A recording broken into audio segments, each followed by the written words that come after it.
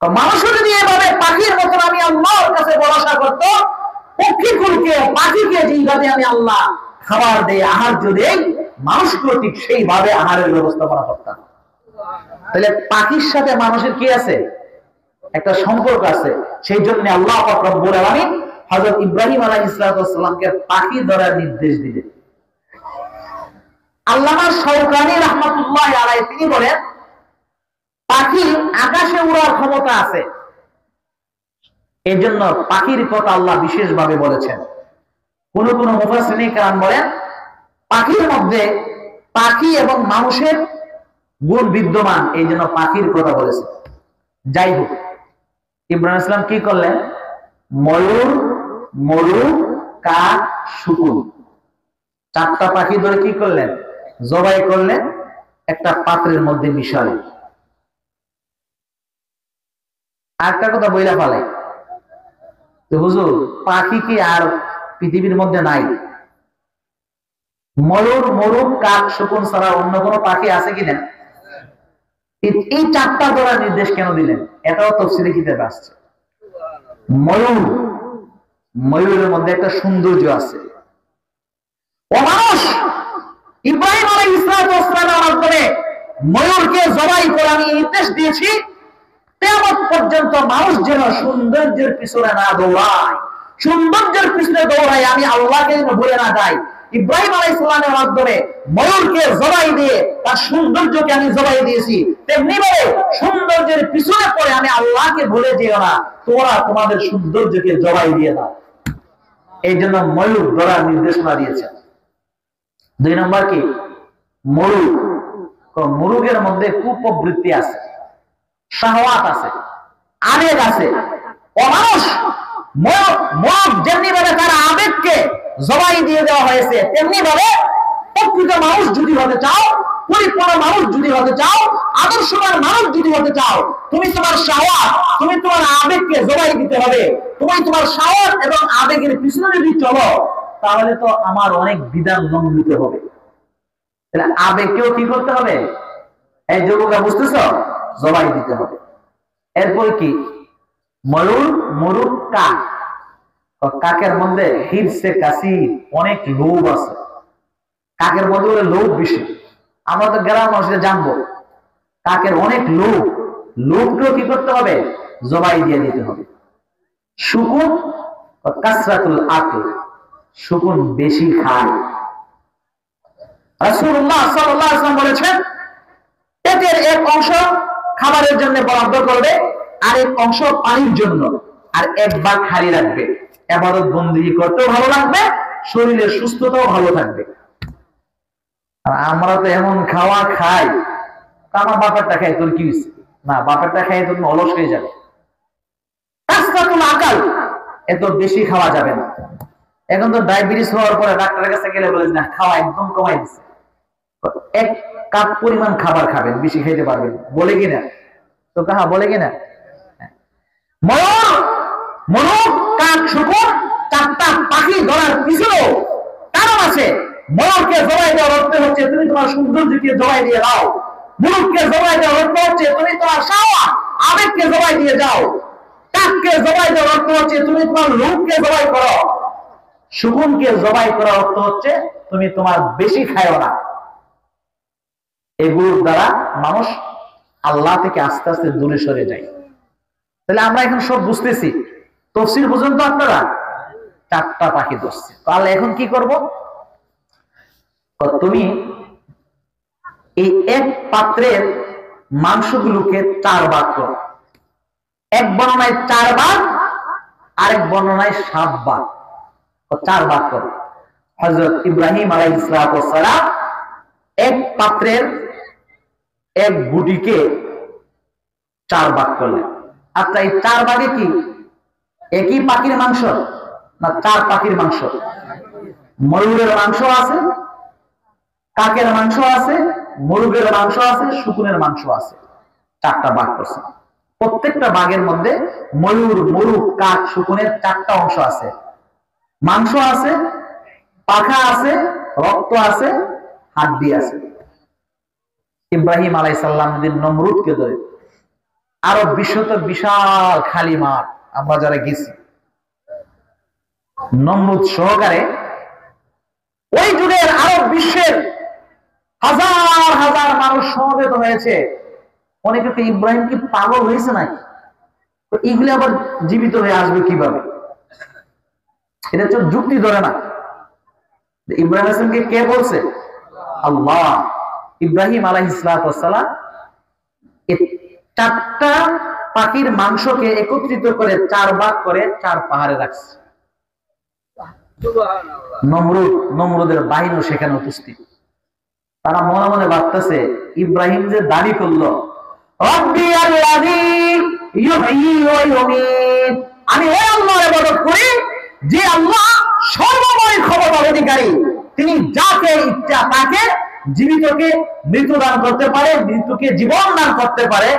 আজকে দেখুন ইব্রাহিমের আল্লাহ আসলে তাই করতে পারে কি না। হযরত ইব্রাহিম আলাইহিস সালাম রাখলেন আল্লাহ, উনি তো ওহির মাধ্যমে জানতেছে কি করব, আল্লাহ জানাই দিয়েছেন।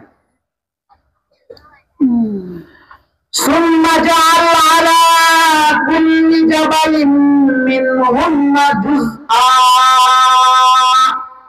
ওমর খলিল ইব্রাহিম শোনো, তুমি এই বড় বড় কাঠ শুকরের 4টা বাঘকে 4টা পাহাড়ের মধ্যে রাখো।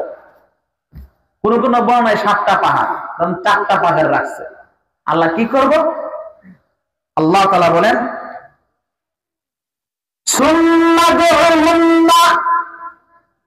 প্রত্যেকটা নাম ধরে ধরে তুমি রাখো। নাম ধরে ধরে রাখার জন্য আল্লাহ নাম ধরে রাখলে কি হবে? তারা আকাশ দিয়ে উড়ে আসবে না, তারা জমিন দিয়ে দৌড়ে আসবে। আকাশ দিয়ে উড়ে আসে, নমরুদ এবং তার বাহিনী মনে করবে এটা কোনো অন্য ময়ূর আসছে। কথা বলছেন ভাই? ছায়া অর্থ মানে পায়ে হেঁটে আসা। তখন ইব্রাহিম আলাইহিস সালাম ডাক দিলেন।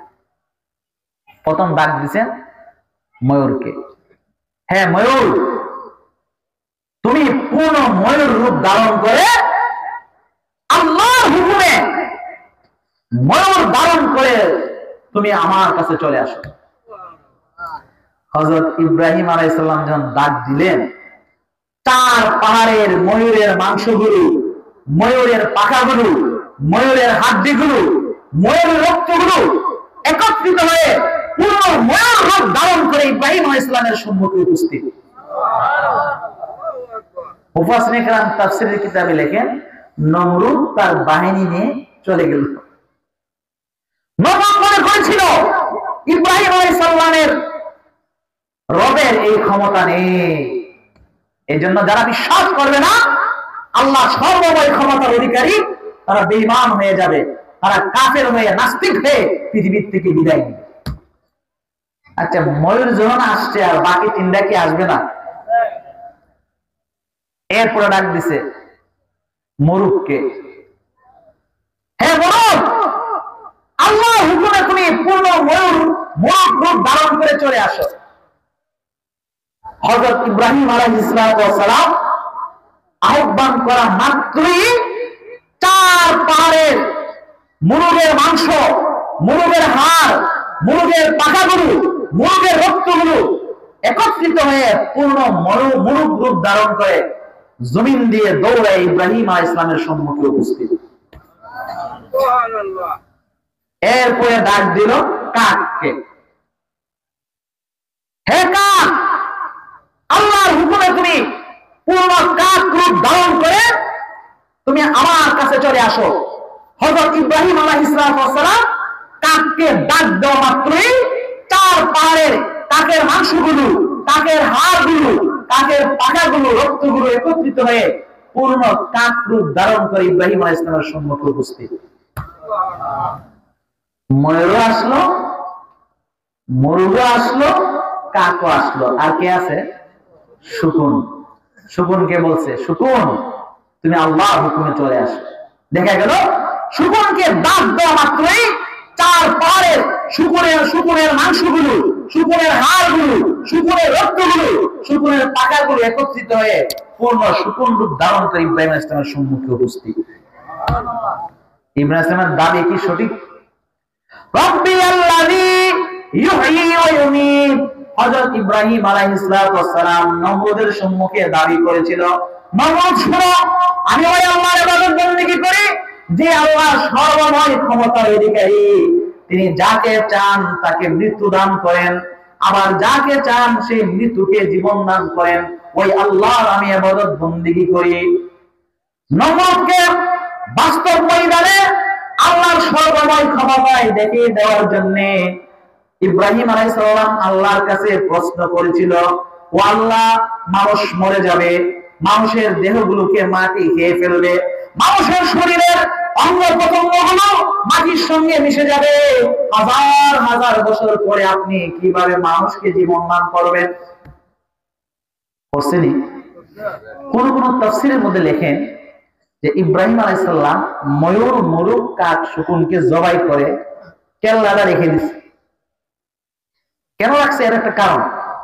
কারণ নমরুদ বাহিনী তো বিশ্বাস করবে না, মনে হয় অন্য ময়ূর, মোরগ, কাক, শকুন আছে, এই জন্য কেল্লাটা এইভাবে রাখছে। ময়ূর, মোরগ, কাক, শকুন চলে আসো, এসে এই কেল্লার সঙ্গে জয়েন হয়েছে। এখন তার অবিশ্বাস করার সুযোগ নাই। এরপর আল্লাহ তাআলা বলেন,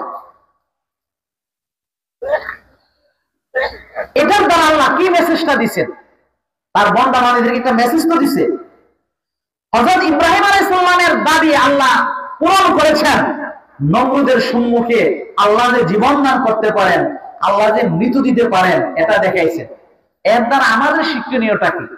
আমাদের শিক্ষণীয় হচ্ছে আল্লাহ তাআলা তখন তার হাবিবকে ডাক দিয়ে বলেন, ওয়ালাম আন্নাল্লাহা আজিজুন হাকীম। ও আমার হাবিব শুনো, ওয়ালাম, তুমি জানো এবং কিয়ামত পর্যন্ত আনেওয়ালা আমার বান্দা বান্দী তোমার উম্মতদেরকে জানিয়ে দাও, যেমনি ভাবে ময়ূর, মোরগ, কাক, শকুনকে জবাই করে তাদের গোশত, পাখা, হাড়, মাংসগুলোকে একত্রিত করে চার পাহাড় থেকে তুমি আহ্বান করলে, শকুনকে ডাক দেওয়া মাত্রই, ময়ূরকে ডাক দেওয়া মাত্রই ময়ূরের মাংসগুলো, হাড়গুলো, পাখাগুলো, রক্তগুলো একত্রিত হয়ে কোন ময়ূর রূপ ধারণ করে তোমার সম্মুখে উপস্থিত হয়েছেন। কাককে ডাক দেওয়া মাত্রই কাকের মাংসগুলো, কাকের হাড়গুলো, কাকের রক্তগুলো, কাকের পাখাগুলো একত্রিত হয়ে তোমার সম্মুখে উপস্থিত হয়েছে। তেমনি ভাবে ময়ূর, মোরগ, কাক, শকুন যেমনি ভাবে তোমার সম্মুখে উপস্থিত হয়েছে, তেমনি ভাবে আমার হাবিব কিয়ামত পর্যন্ত আনেওয়ালা নারী পুরুষ যখন মারা যাবে, মারা যাওয়া মাত্রই তার দেহটাকে মাটি খেয়ে ফেলবে, তার শরীরের অঙ্গ প্রত্যঙ্গ গুলোকে মাটি খেয়ে ফেলবে। হযরত ইসরাফিল আলাইহিস সালাম দ্বিতীয়বার সিংহা ফুৎকার দেওয়া মাত্রই তার শরীরের সমস্ত পচে যাওয়া মাংসগুলো একত্রিত হয়ে পূর্ণ মানুষ রূপ ধারণ করে হাসরের মাঠে উপস্থিত হবে। হবে নি? না মনে করতেছেন তোর দুনিয়াতে জানা আইছি কোন মরা যাবো, মাটি খেয়ে ফেলবো, এই দুনিয়ার পর দুনিয়া নাই, এই ধারণা আছে আমাদের? এই ধারণা যদি না থাকে, এত সুন্দর তাফসীর মাহফিল আমরা ওই জাকির ভাইয়ের সঙ্গে বসে, আশেকটিতে বসে, বিভিন্ন জায়গায় বসে আমরা সময় লস করতেছি না।